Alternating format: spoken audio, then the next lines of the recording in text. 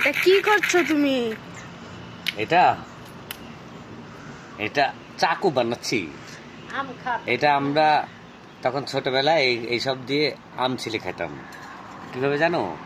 এখন তো আমের কোড়ালি তো বড় হয়নি, বড় হলে ভালো করে দেখানো যায়। তো এই যে এরকম এরকম করে ধরলে এই যে এরকম করে আম ছিলতাম। এই যে আম ছিলে এই দেখো, এই দেখো।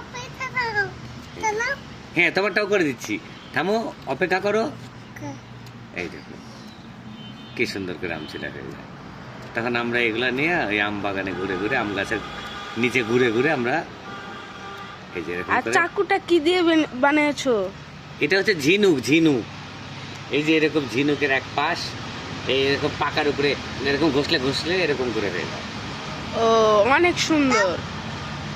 এটা কার আম? দেখেছো কি সুন্দর করে আম ছিলা হয়ে যাচ্ছে চাকুর মতো করে। এটা তুমি পারবে? চেষ্টা করতে চাও? করো।